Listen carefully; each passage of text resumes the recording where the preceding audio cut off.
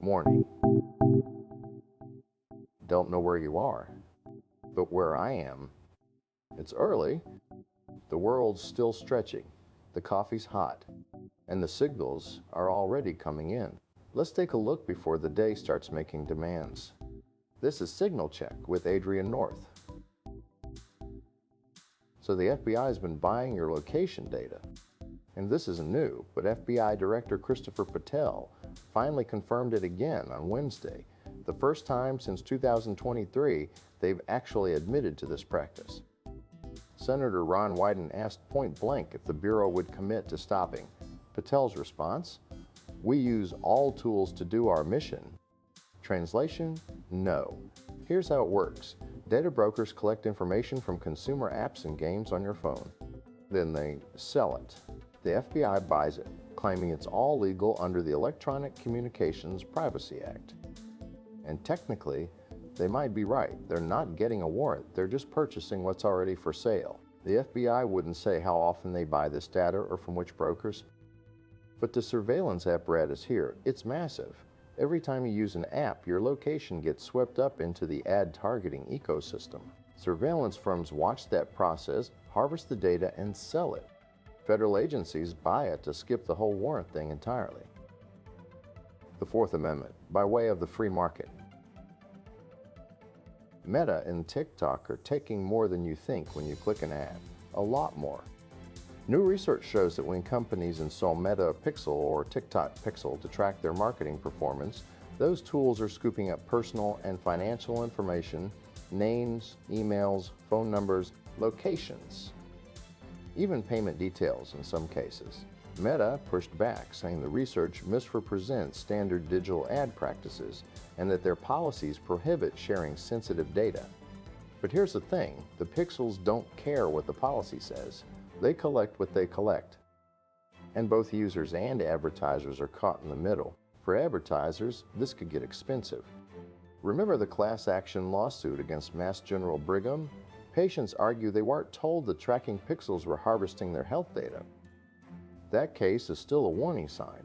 If you're a business using these pixels, you might be the one left holding the bag when the lawsuits start flying. Meta and TikTok will be just fine. Attackers aren't breaking in anymore, they're logging in. Credential theft is now the #1 way hackers gain access to enterprise networks, and they're doing it faster, at greater scale, and with more sophistication than defenders can keep up with. Here's what makes it so dangerous. These aren't just random credentials. Attackers are targeting high-value accounts, domain admins, security tools, systems that could let them blind security teams entirely, according to Recorded Future.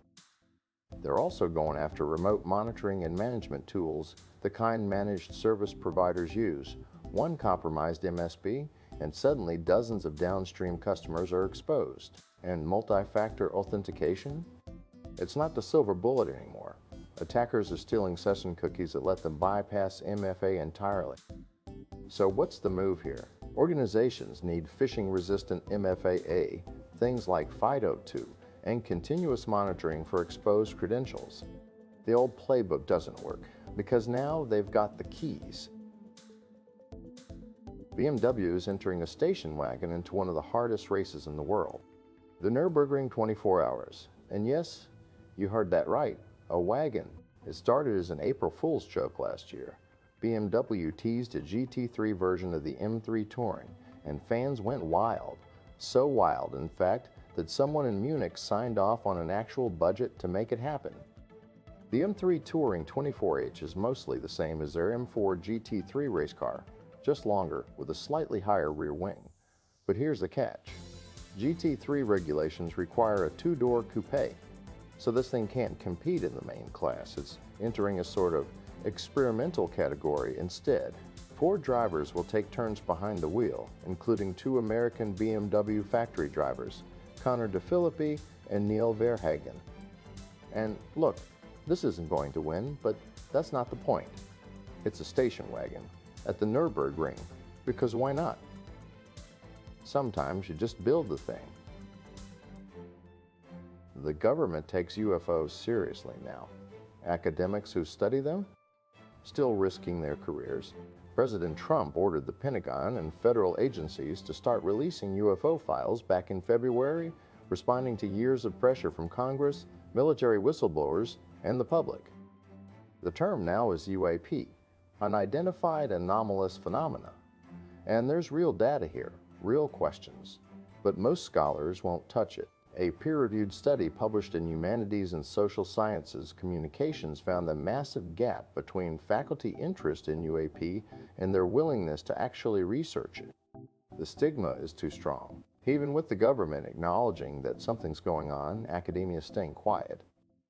But there are exceptions. The Society for UAP Studies runs a peer-reviewed journal and convenes international symposia. Researchers from physics, philosophy, the social sciences, they're engaging with this seriously. And in 2022, the University of Würzburg in Germany became the first Western university to officially recognize UAP as a legitimate research subject. So the door's opening, slowly. But for now, most academics are watching from a distance, wondering if it's safe to step through.